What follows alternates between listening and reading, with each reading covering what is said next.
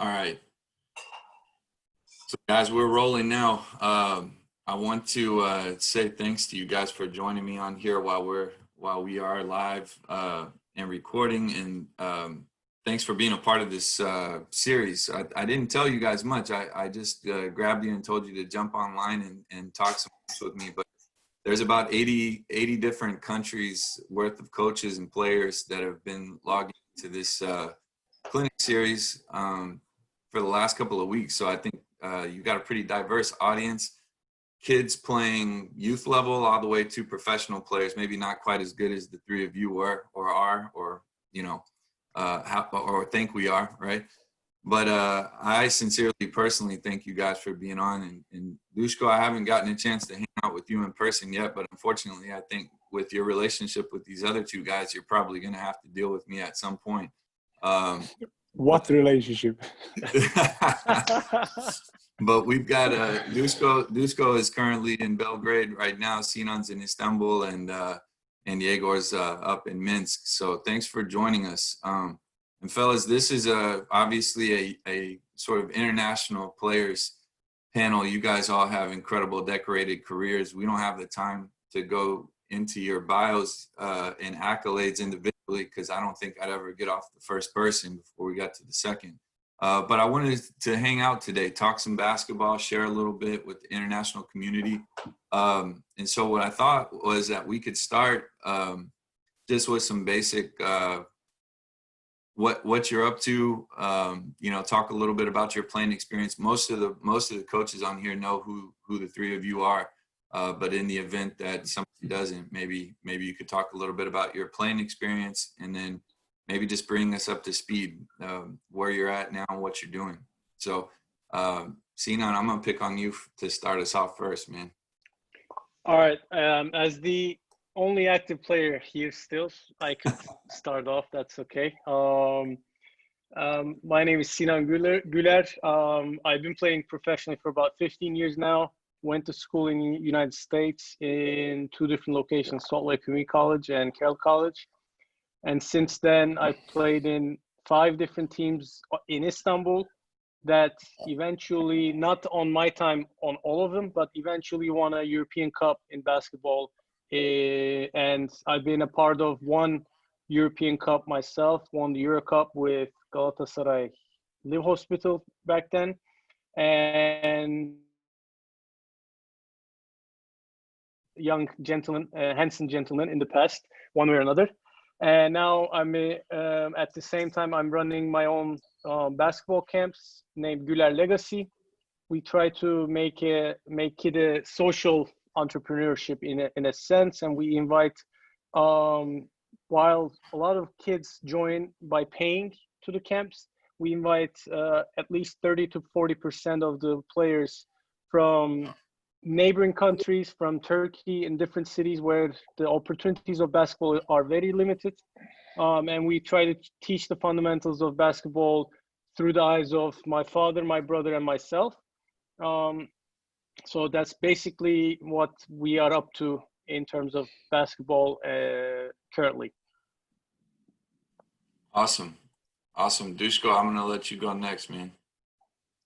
So, hello everybody. I thought this Diego was gonna be next one, but okay, he deserved it more because he's the oldest here, and I'm the oldest. Okay. If I follow the Sinan, the schedule, however he explained that. My name is Duško Savanović. Probably all of you know that. I didn't finish the fancy schools of the colleges as Sinan did, because in Serbia that you don't need that to be a basketball player. That's all we do. We play basket. So, but I luckily or unfortunately for one side, I became a professional player very young, with the age of 15. Which, comparing to Serbian lifestyle, I was and finish of the elementary school, and I was already pro. So after the 11 years in Serbia, I started my international career, which is pretty much already known. There was like 2 years in Russia, I went 3 years in Spain, 3 years in Turkey, 2 years in Germany, 1 year in Italy, and home. I finish, let's say, young. I'm still young, but I mean, at the moment when I finished, I was 33 years old. I was healthy, but I stopped because some other reasons, like family reasons, let's say, because of that. It was beautiful. I mean, career itself took, in my situation, 19 professional season. Bit too long. It could be shorter because I was already, exhausted. In the end, but okay. I mean, I achieved and did everything what I was only dreaming as a kid. Now, when we talk about after career, as far as basketball concerned, I'm not involved in any specific the club or organization or even a federation of Serbia. Nothing. Have my own private business. We produce the fruit. We're growing the fruit. That's a family business. Queens on English, or Ayva, Turkish. You know that. And that's the production. I mean, that's a small family business. What we do, as far as basketball concerned, I'm only do the friendly things like help the friends with like Sinan Guler Legacy organizations, camps like that, teaching the kids badly, but still teaching. I don't know what can I teach them, but at least they ask for my help. So The famous fake that you get, the famous eye fake. Which I built career on fake, especially we have longer hair. Exactly. So fake is really, believable. So that's it. I mean, that's in some few sentences to explain everything the last 20 years and now the present. That would be Duško Savanović. Awesome. Thanks, Duško. All right, You're Diego. welcome. Okay, let me jump in. My name is Yegor Meshcherkov. I think my career stretched for about 20 years, more or less, on and off. I realized I'm going to be a pretty good basketball player when we won a European championship in under 22 category. I was back in '94. I was only 18 years old. And I was lucky enough with some other guys to be headed to George Washington University. In the middle of the '90s, you transfer from Minsk to Washington, D.C. You live about 5 minutes walk away from the White House, and you play basketball. That's a dream come true, right? So, but lots of challenges along the way, going to university. I'm sure Sinan knows about it. Limited English and so on. Sinan doesn't know. Does he look like educated person? Anyways, make a story short, 4 quick years at George Washington. We went to NCAA March Madness 3 times. We were considered to be mid-major program, but we were able to stick in top 25 for a good number of months. So we kind of put GW in a map after early 90s. We were the most successful team in the late 90s. So after that, 11 years in Europe, I had the privilege of meeting Sinan Guler. He was a younger brother of Muratcan Guler, still is. And we were driving, I was playing for Beşiktaş back in 2000, and we were driving to practice, and I was waiting for my car, so Sinan was jumping in also with Muratcan, so that's how we met. And before you know it, 5-6 years later, we met with Duško in Unix Kazan in cold Russia. Yeah, Duško was freshman into the European professional basketball in terms of being a foreigner, a legionnaire. Yeah, so it was an interesting year too. Nothing like a first year, right? It's always a lot of stress, especially with all the stereotypes about Russia or any other country. So it's a lot of stories. And I finished in 2012. I kind of stopped for a year and a half, and then I finished in 2012 to play for the national team. And last 8 years has been very interesting because I've been an agent for 2 years. I finished my master's degrees. George Washington. I worked for 5 years almost at that Smoky Minsk VTB club as a GM and as a coach later. And also for the last 4 years, I was on a coaching staff of Belarus national team. That's why I'm wearing this polo. So it's been very interesting, especially after you're done with basketball. You think you start to look at many things with different eyes. And I also have to mention for the last 10 years, I've had a youth club a developmental program in Minsk, for kids from 8 to 14, 15-year-olds. We kind of trying to home grow some good basketball players. And most of them went to junior teams in Smoky Minsk. Some of them already played for the national team. So it's been a relative success. Could have been better, could have been worse, but I'm kind of proud of it too. Thank you.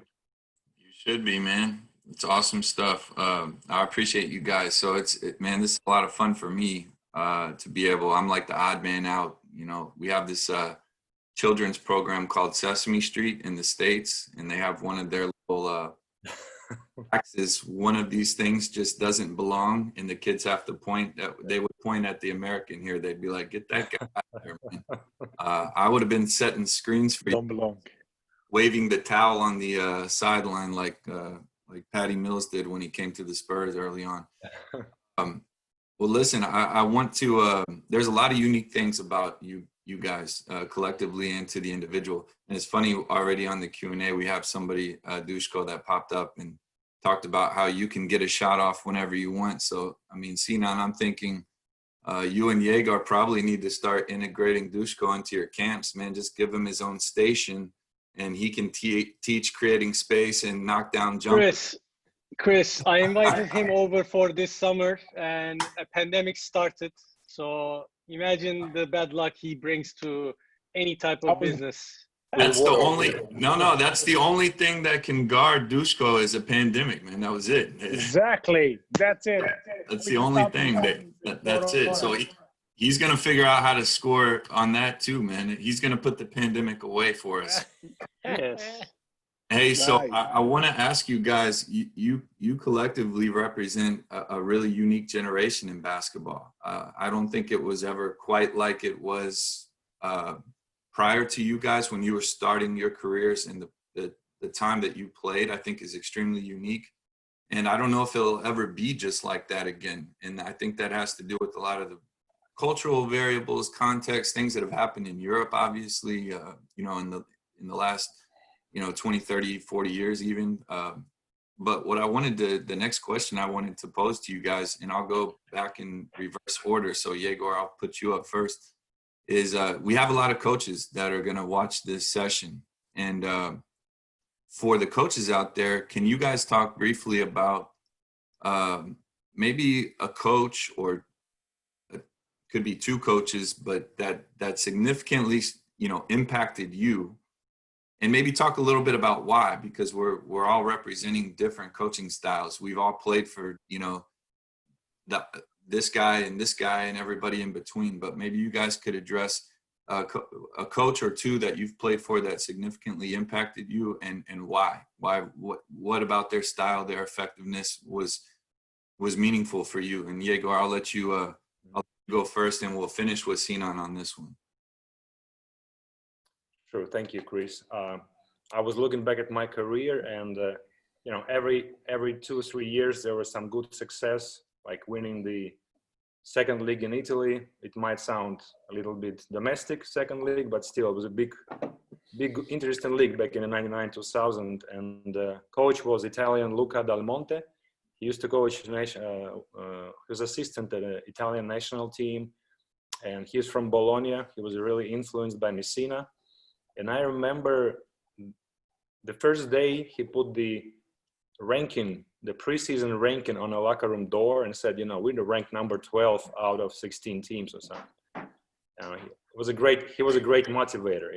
He knew how to push the right buttons, but at the same time, while using motivation, he would always teach you little things about basketball that you didn't really think about. I remember about this year, 3 things: the chemistry. Italians love to eat, and we used to go to dinners every time. Everybody was cursing in the car, like, where are we going? 8 o'clock at night, we're tired. Tomorrow, double session practice. But those times, we melded as a team. It was a good team chemistry. And he was always preparing well for the games. Like, we did scouting crazy 5 days before the game. Only played once a week, so we knew everything about opponent. It was so much easier to play. You just got to be in the right spot in the right time, and everything clicked. you kind of feel the system of the coach, you know. So throughout my career, the teams that had success, and Duško will probably add to this about Unix 2006, 2007, you know, it was a very interesting team of individuals, of talent, and at the same time of coaching. And if that team would stick around for another 2 years, maybe they would be champions of Russia, finally beat CSK, or maybe win some Euro Cup, because we were in a Euro Cup semifinal, lost to Real Madrid, but we beat Real Madrid twice that year in a Euro Cup, which was already a pretty good accomplishment. So when you look back, teams that have chemistry, teams that have a lot of talent, but also loving to play with each other, and of course coaching comes into very specific, I want to say, situation when coaches let you play, but at the same time they keep the structure, you know, because when you got like 5 shooters on the floor, I mean, how you direct the offense? Everybody can shoot, and that's what happened in Unix. Anybody could make a 3-pointer, center, power forward, guard, and that's how you got to manage a group and try to find motivation for everyone, find the right spot. And for sure, I can say teams that did not have chemistry, did not like to spend time with each other off the court, they had no success in my career. And everybody's like, oh, God, help us to finish this season, just go home, you know, make our money and go home. And sometimes it's a sad part about being professional. Sometimes the team doesn't click. And as much as you want it to click, it doesn't. So it's really about finding the right people and putting them in the right places. I'll leave it at that. It's good stuff. All right, Duško, what about you? What about a coach or two that impacted you? Well, okay, if we talk about 2 of them persons, let's say the biggest impression, the way of the lifestyle, the quality of the work. That's maybe 2 things I will always emphasize, because in my situation, if the person don't have a quality as a person, then I will never even look at the level of how we do his job. For me, his job is second thing, only most important thing. First thing would be the character of the person. So saying that, the probably first and the best out of that would be the Spanish guy, Joan Plaza. He coaches him. Of course, players know him from Real Madrid, from other clubs. I had a situation. He coached me among the many huge coaches. Why talk about him? He coached me in Sevilla. We were in my second year in the Caja San Fernando. Actually, Caja Sol, the change in name. That's the type of the person. Exactly what Igor say. He was saying about it, that he knew how to manage all this stuff. He knew how to use each player, each member of the staff, and everything. Chemistry, also agree everything what Igor said with that. Chemistry always be the talent. So if you don't have a chemistry team, talent don't mean nothing. Always chemistry will be, of course, you have to have at least some of talent. But like chemistry always be that. In like situations we had, like you can probably read in the books, or there will be some legends. We had a situation that everybody, all team get taped, go and practice. Instead of practice, bus stop, drive us in the theater. We watch a movie with popcorns, with taped legs. Or we show up on practice. Exactly. That's in Istanbul? Yeah, that was the Istanbul. No, there is no cinema there.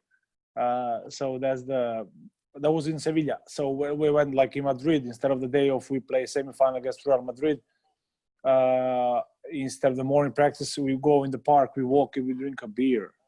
We drink 6 hours before the game. We mandatory drink a beer with the coach in the park, which is unbelievable. We won there, we win the game. The situations like that, we play a lot of volleyball. We play football on practice instead of the basketball. So the way how we do, the way how we organize the practices and talk with the people is the probably only coach still on the market who do this job, who never curse. He never say the bad word. He don't curse. We're talking Juan Plaza, right, Duško? Exactly. Exactly. It's Joan Plaza. We talk about a coach who never raised the voice. That's the things like, let's just show you the other phase that exists, the type of the work. So it's doable, let's say like that. So people say, oh, but you get frustrated, coaches cannot do that. Yes, there's example. It's everything can be done. And second of that different level, it's my national team coach, Duda Ivkovic. It's also like, that's the guy who, for instance, everything, the way of the life, the talk to people, approaching situation. We travel at 4 o'clock in the morning, guy come shave under the skin. We like bumps show up when the call, players are like bumps usually. We travel like that. The guy, 4 o'clock in the morning, he looked like freshly, he's 17 years old guy. He looked like an officer in the army. Mm-hmm. Unreal, the way how we talk, the way how we eat, the way how we run the team. Everything is highly professional. Everything is on the, not just on that, but like everything what he can offer you as a basketball. He developed a player as a basketball. Everything what Diego was saying was stuff in Unik's cousin. For instance, whether we have like, I don't remember, Diego, correct me, but we had 16 players, not even 12.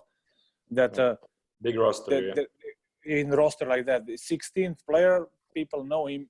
Back then he was a kid, now he's a veteran. It was Sokolov, Dmitry Sokolov, the Russian player center, show up there. But that's so he know how to manage, the coach know how to manage and use all of them. I think that's the huge, and actually that's the quality.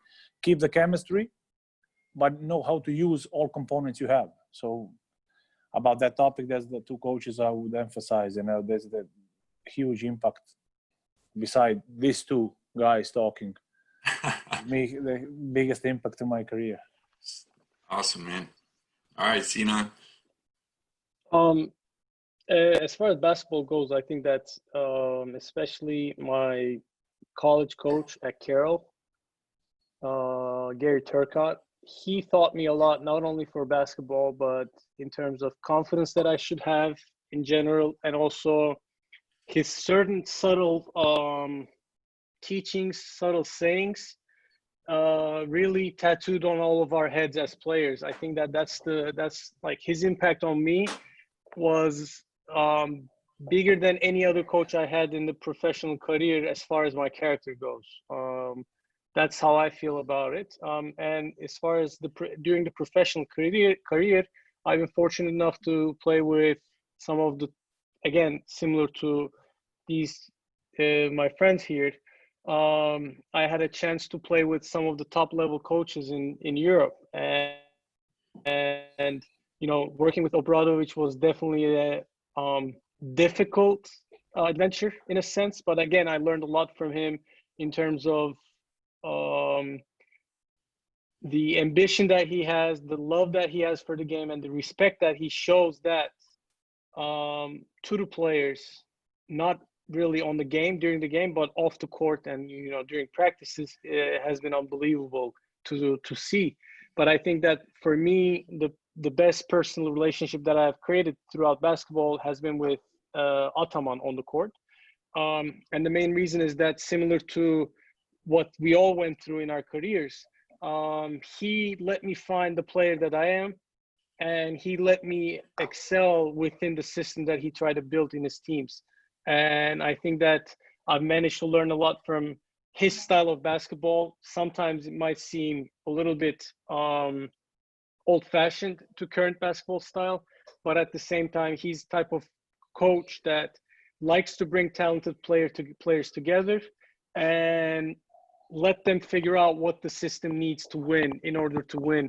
And I think that when he's focused in basketball, he's an amazing talent in terms of coaching. Awesome. I have a question. Why brought you if you need talent players? I wasn't talented with you. I learned a lot from you to become talented players. Sorry, that's right. I think that on a serious note, if I might add one thing on a serious note, I think every single professional player can really point out one or two coaches who were fans, big fans of them. Like, I had this guy who was assistant coach in George Washington University. When times were bad, when I was down, I mean, this guy would bring you up. Like, he was the first one to call me when, like, Yegor, go buy this magazine. It's like college basketball preseason magazine. He's like, look at this magazine, page number 9.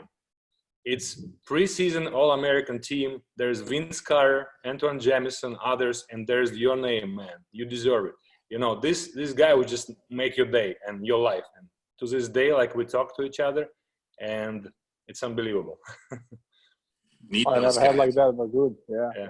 Yeah, you need those guys, man. They're hard to find. Those guys are hard to find internationally, in my experience. I think in America, maybe too many of those guys sometimes, and then in the rest of the world, we don't have enough. I think we need to spread them out a little bit. You know, no, that's good stuff. And I know your coaches, guys, they would, you know, they'd enjoy hearing some of these things. That's one of the, you know, coaches, and it's very rare that you get to make a big check coaching. You know, it's such a small percentage of the coaching population. So the rest of it is the benefits are things like this. It's player relationships. It's relationships. Pure love. That's it. So this helps, man. You probably made some of their days. So hey, along the same lines of that, talking about coaching styles, coaches that, and you guys already kind of mentioned a little bit about some of the things that they taught you, but I think that last segment will resonate with the coaches pretty well. This little segment, maybe this is more for players, right? Current players or players that are nearing the end of their career or players that are just starting, or just fans of the game.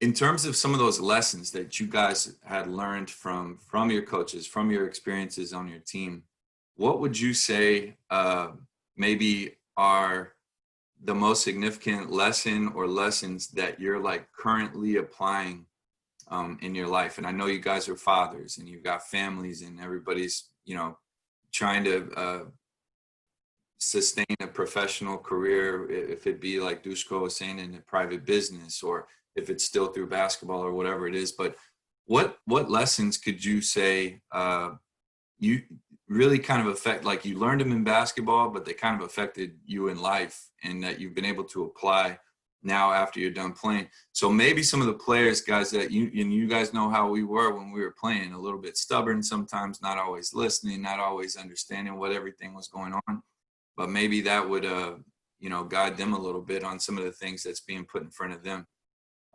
So just talk maybe about the lesson or lessons of the game that you're applying the most right now in your life, that you know you got out of basketball. Let's see. Who wants to go first? I've been going purposefully. Duško, I'll let you go first, man, on this one. Thank you. Of course, I deserve that. I was just waiting at you for my name, man. I saw the hands go up, so I passed you the ball, man. I got you the ball. I'm ready, man. I'm there. I know you're ready, I'm about man. to say something, but you don't say my name. Yeah, well, probably not probably, but for sure, that's the most important thing I learned, and which you can apply, and I apply in my life, that in the basketball, everybody's different. Besides the fact that you have to be mentally very strong to achieve your dream, because all of us, 3 of us, now we talk, we had the privilege that we lived our dreams. Honestly, we lived. You don't just achieve, you lived. Achieving is one thing, but this is like 15 years, 20 years career. You lived your dream. And think what I get at this, everybody is different. And then I do that, actually, I use that in all my life. I don't approach every person same. Nobody's. So that's, you can check it with the players, with teammates, with team, how the coach talk with one person, how we talk with another person, how we talk with third person, how we treat everybody else. Nobody is the same. I do that in daily life. I do that with how I raise my kids. That's the most important thing. I think also, you know, I spoke other day with the friends, one of my best man, everybody, like biggest mistake, like let's say my parents did. There is a comparison with the basketball. It's like, hey, yo, we had 2 kids, same house, same education, everything, but they grew up totally different. That's exactly the mistake. That's my opinion. That's the mistake, because you raise them same. You raise me and my brother same with different characters. I have 2 kids. I don't raise them same. I'm not saying that I'm beating one and let other do everything else. I have daughters because I'm soft on them. But in terms of the respecting the character and find a way how approach to one person, how approach to the other person is completely different. So I think that's the thing in basketball you can learn. You have to adapt yourself to everything what you have around yourself. So, for instance, I was the roommate with both of these guys. You have the guests here, with Sinan Guler and Yegor Meshiryakov. My first international career, I was the youngest. I mean, then show up the Dimitri Sokolov, but I was the youngest player, and Yegor was already stepped in his veteran years. So he was the great guy, but he was, he liked to drink. So my job was to hide that, and he liked to drink a lot for me in the room. Youngest guy. A big lie. It's a big lie. As far as the Sinan concern, oh my God, we have to do another show about that. No, different stories, snoring and never mind. But the difference, like, you have to accept that you have American, you have a Serbian in team, you have a Turkish guy, you have German, different culture, different everything. So that's actually the beauty of it, if you know how to accept and learn. And actually can be bad thing if you cannot accept it, how to use it. It's going to be against you. So this the biggest, not the only, but let's say the biggest thing I would actually point, and which I still use in my life. That's great. Studio. No, that's great. We're gonna look at there. We're gonna have to. This is how Duško looked when he was back in Unix with long hair. I have a long curly hair, man. We're gonna have to start the European Last Dance over here, and I'm gonna have to get a film crew out and Serbia, Belarus, and Turkey, man. Yeah. Look at that beauty! Unbelievable. Nice. My eyes are bleeding. That's awesome. Check this out, man. And that fake worked even better because of long hair. You know how when you fake with long hair, it's like exactly. Yeah, double. And you guys saw the double team coming right there, man. They needed to. There is no guard that guy. Triple team. They bring referee, but no, I spin all of them. They cannot stop me. Awesome. All right.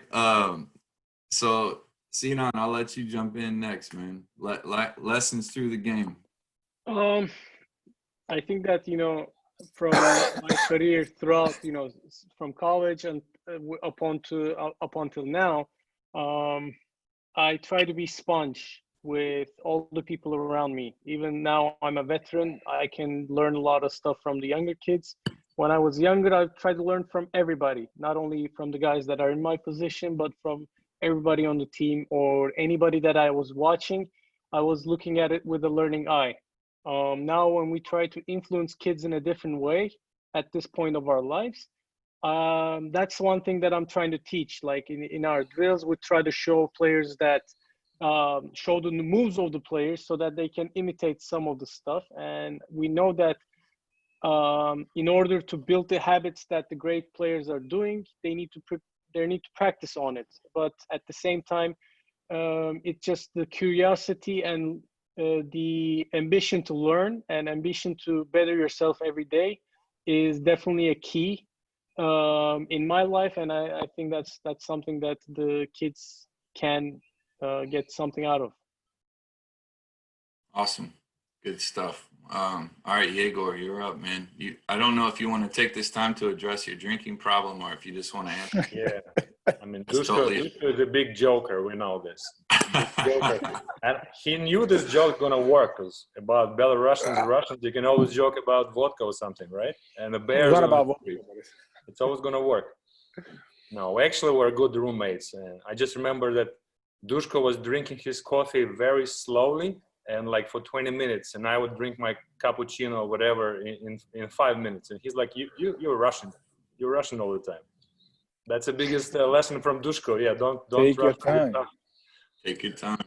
Yeah. So about life lessons, I think there are many for sure, but I think being patient, because as a professional player, as a normal human being in any other profession, there are ups and downs.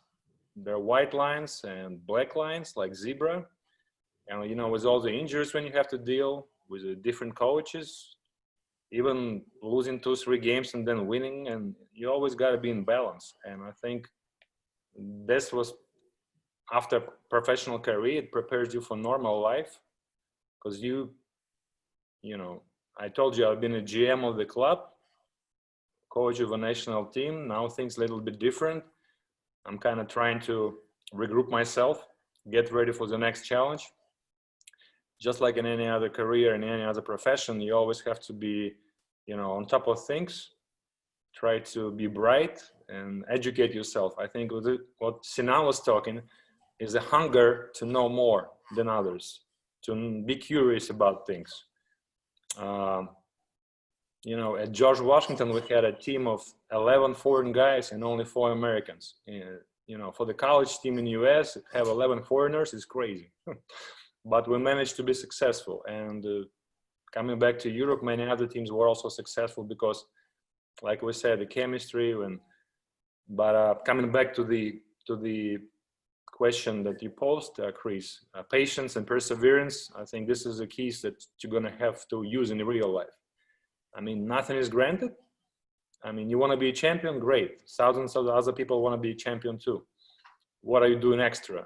You know, I used to motivate myself when I get up at 6 in the morning, like, hey, you want to make this trip with the team? You're only like 12 years old. You got to wake up 6 in the morning and go to the gym.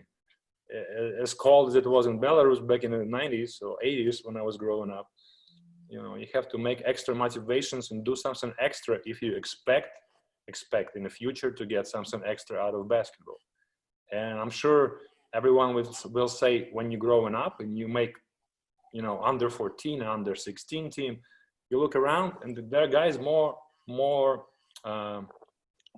talented than you are.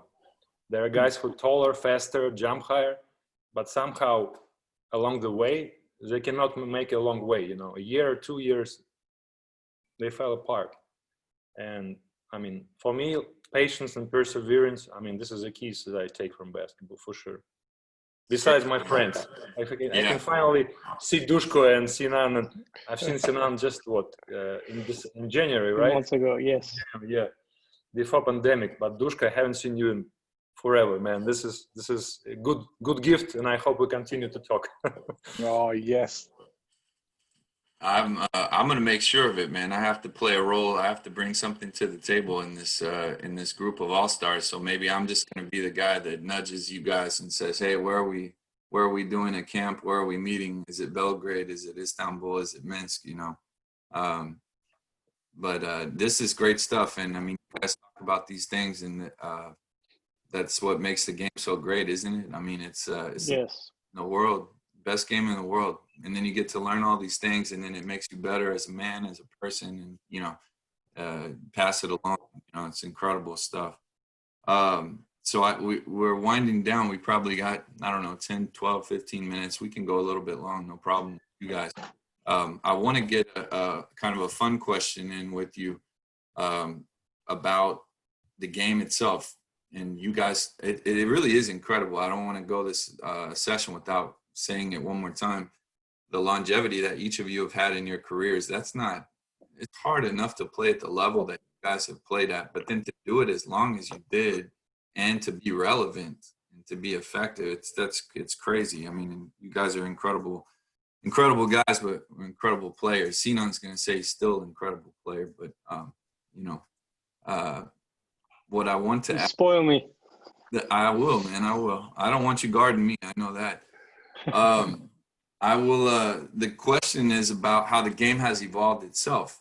You know, when you guys were coming up, we saw a prevalence of European big men. You know, even before the stretch four became a thing in the United States, transition spacing was such a key element. But the game was a little bit slower. You know, there was a little bit more pound the ball inside, predicate yourself on the paint. International play has dictated that change, in my opinion. The American style has really adapted more to the international style. You shoot the three. Every position's got to have every skill. You know, USA basketball now is just through like coaches like Coach Showalter adopting every skill, every player. we didn't always do that. We were very specialized, you know, trying to make bigs big and smalls. And so the game has changed. I mean, teams are putting up more points. Maybe often coaches will talk about nobody plays defense. I think they do. I think they play differently. The rules have changed. From the time you guys were 14, a foul is different than a foul is now. And a foul is still not universal. I've watched European big men just get murdered inside and no call. And then in the States, we get, you know, a forearm shiver. But in Europe, the way they call the perimeter is different than the way they call in the States. So there's a lot of differences. But if you could make a change to the game, it could be a rule change, or it could be more of like a, you know, bring it back to this or push it forward with this, or if there was something you'd like to see, maybe it's in youth, you guys see that, or you're still watching professional games. What change would you make if you could make a change to today's basketball game? So I'll go backwards now. Yegor, I'll let you go first, and Duško, we'll finish with you, man. All right. It's going to sound crazy, but I've been thinking about it for a few years now, that if we make a 4-point line, it's going to make basketball more interesting. Now, there are always pros and cons, but I think 25, 30 years ago when they put the 3-point line, was also like, why we do this? You know, basketball is about 2-pointers. I think it's time, maybe in the next 4 or 5 years, to add a 4-point line, somewhere around 8.5 meters. What it's going to do is spread out the court even more.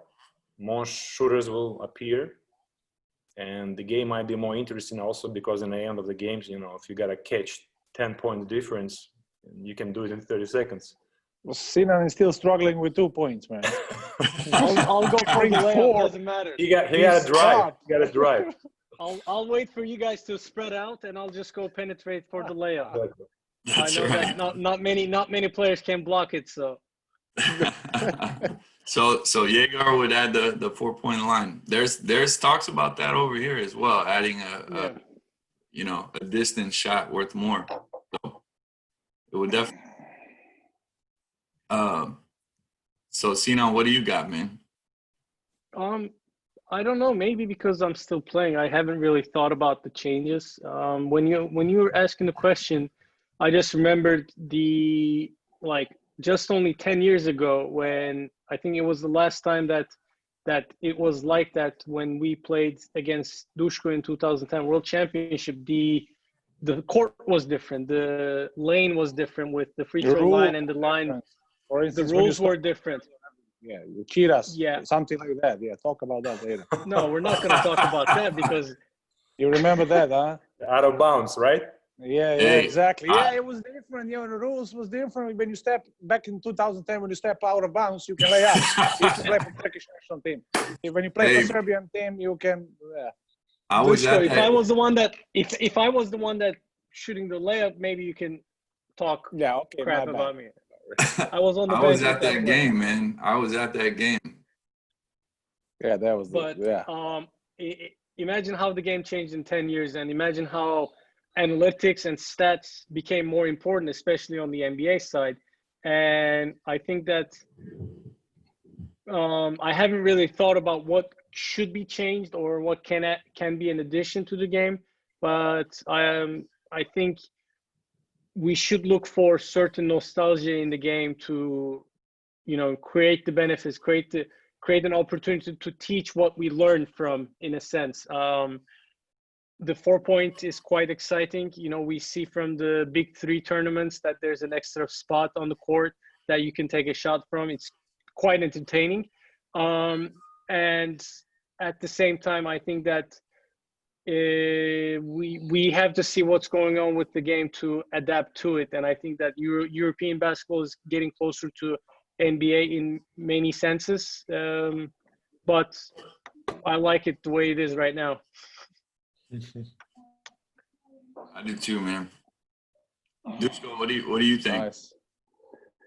Well, I would change for sure. First thing, what I would change, I would let only the non-athletic players play, like me. and these two guys. Only type of players like we are, we can play. Stop these athletic guys can dunk over 5 people, abandon that. So there is no, they cannot be played professionally. No, honestly, no jokes.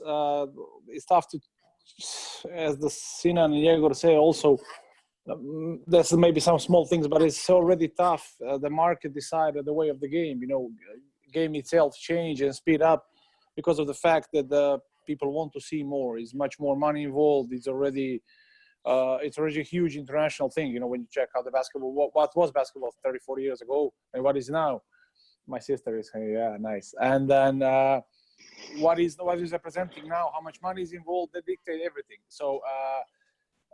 What I want to say that probably we should maybe, how I saw that from the game to game, everything depends from just because of the rules and maybe let's say referees. I'm not blaming referees, but rules itself. So I had a friend. He was the soccer or football, actually, how we say in Europe here, referee. He said, no matter how big game and how good players are, I'm holding the game in my hand. I think that's the same thing in the basketball. No matter how good you are, don't mean nothing. Sometimes the ref can call the traveling, sometimes no. Depend. He's judging situation. I think that we rely too much on the rules. If you can somehow simplify that, find some equation or something that actually even the lower this, or you know, stop having direct step and cross step. In Europe, that's a major thing. We learned that. In States, LeBron make 5 steps and that's it. It's not about 5 steps, it's about the game itself. I think if you simplify that type of this type of things, that you're going to raise the level of the game itself. Yeah, no, that's a great point. I agree. For somebody that travels all over the planet and tries to teach those cross steps and direct steps and triple threat and catch, and you shouldn't, if you're an instructor of this game, in my opinion, you shouldn't have to teach differently, wherever you're at. And that's what happens. I do clinics with referees, Dushko, like you said, man, in some countries I'm explaining a rule, like, from the FIBA rule book, and it's interpreted completely differently than it is in another place. And that should never happen, but it does. And so you get kids growing up, look, the success Serbia has, I always get asked, and I'll be traveling around. I could be in Turkey working for the federation. Some coach will raise his hand in the clinic. Coach, you have the American school of thought, the Serbian school of thought. Can you talk about the difference? And I say, yeah, sure. There is no American school of thought. There is a Serbian school. But you look at the countries that have had great success and consistent success in basketball. They also have a better understanding of the game. Their refs are a little bit better. Finland has come a long way in the last 10 years. Finland dumped a bunch of money into referee education. I mean, it makes a difference on how you're getting to play, how kids are learning. So now these are great, fantastic points. And like you said, we could probably do a series just on those things, and Yegor could do a presentation on the 4-point shot. He wants that scene because when I do camps with Yegor in Belarus, he's taking the kids' lunch money from the 4-point. Cheating them. Yeah. And I drink beer after camp. After or before. I mean, who knows? In Belarus, it's man. Most of the questions that we've got are not really too many questions, more comments. There's a lot of people, I think, that were just fans of watching you guys play. And Sinan, we had one question about just alluding to the difficulty in playing for headstrong coaches, how hard it is to get through a season. If you guys want to make any sort of final comments on any of that, you've addressed adaptability, you've addressed, perseverance and dedication to your craft. You guys talked about education. Man, we covered a lot of stuff in this talk. So I wanted to maybe give you an opportunity. We'll go around the horn one more time just to sort of wrap up. Any final thoughts, anything that you'd like to say? And who knows, maybe we can do this again sometime. It was a lot of fun. It was a really big pleasure and honor for me to be able to bring you guys together. So I'll go Sinan, Yegor, and then Dushko. We'll finish with you, man. So Sinan, any final thoughts on today? First of all, Chris, thank you for giving us the opportunity to meet up. Not only to talk about the great game that we're playing and enjoy so much, but at the same time share some stories. As you said, what we're trying to do with all of us. I know that Dushko is not involved officially with basketball, but I think that sharing his stories, sharing his knowledge with young players, one way or another, is quite important for sharing the experience that we have with players that's coming after us. Is quite important. So again, thank you for the opportunity. It was great to see you guys. And the offer stands whenever this whole traveling bans and the pandemic stuff goes off. I would like you to all come to Istanbul. We enjoy a meal, beer. I know I'll send a plane for you, Dushko. Don't worry about it. But it would be nice to get together and enjoy this in a more physical sense. I'm with it, man. Physical, huh? Thank you, Stefan. Yeah. No, definitely, it's a great idea. I was thinking right now that 20 years ago it would be impossible to the former players or all the players to share some thoughts and ideas to the younger generation. Nowadays it's much easier, and I know when I was growing up, we were too timid, too shy to even talk to the professional players back in the days. And what I see great potential in sports psychology, because over the years we practice physicality, physical aspect, technical skills aspect, and tactical. But I think the aspect of psychology is being overlooked. I've heard many times from coaches like, just be a man, go play. I mean, what does it mean to be a man and go play? Many kids really break down from this. And I think the future of sports, and in basketball in particular, is in the field of psychology. I think the right approach is maybe you don't need to shoot 1,000 times a day, maybe just 100 shots, but the right ones with the right mindset. And things like this is going to be a future. That's what I think is going to develop. I think in a few years, maybe 5-6 years, we'll see sports psychologists traveling with a team. They're going to be on the coaching staff, and the sport's going to evolve, with maybe 4 and 5 point line. I don't know, but it's going to be evolving. Thank you. For sure. Dushko. Well, thanks. First of all, thanks, Chris, for all this. Honestly, this type of the organization and actually event you provide on this platform.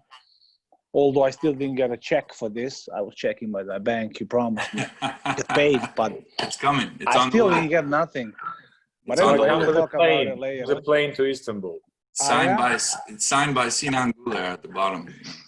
But great thing beside all the as Yegor said, that this opportunity that a lot of people actually use this modern technology and can listen and can actually have something to hear from the veteran players, active players still, as Sinan is, use the opportunity to ask the questions, actually learn something on the distance, which is great. That type of the work is great, which I like a lot.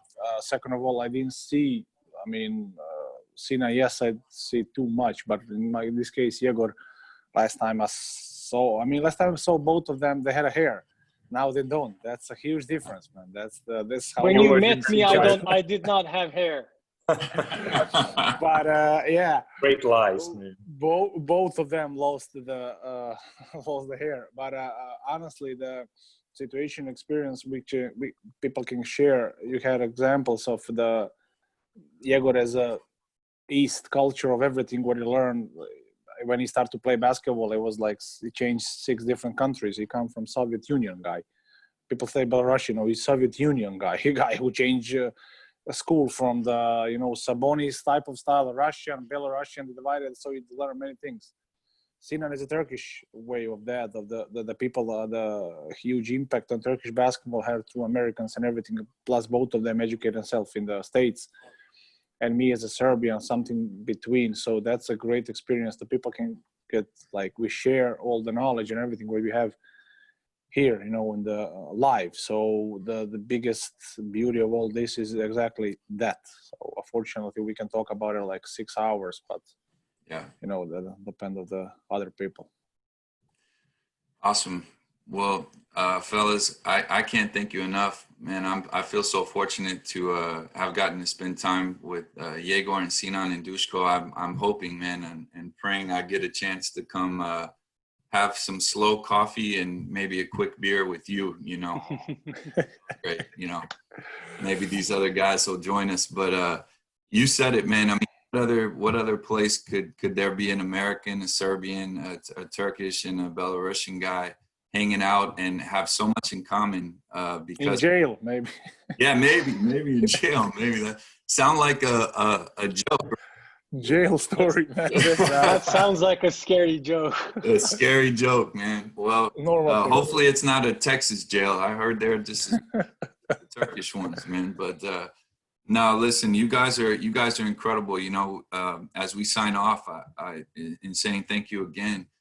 We started this organization called the Basketball Embassy, and the name is kind of corny or hokey, but the idea was an embassy is home to an ambassador, and an ambassador is a representative of something. And you guys are incredible ambassadors to this game. You know, and it's humbling to be able to spend some time with you. So I want to say thanks again. I look forward to better days ahead, days where we can do as Sinan suggested and come take them up on the Istanbul trip. And I hope that you guys have, you know, great health during this time with your family, and just wish you all the best in the world. But thank you so much for hopping on with me, fellas. I appreciate it. So Thank you, Chris. Thanks, Chris. Thanks a all lot. right, guys. Thank you. Hey, Everybody take care. Thanks. have a great day, fellas. All the best. Bye-bye, guys.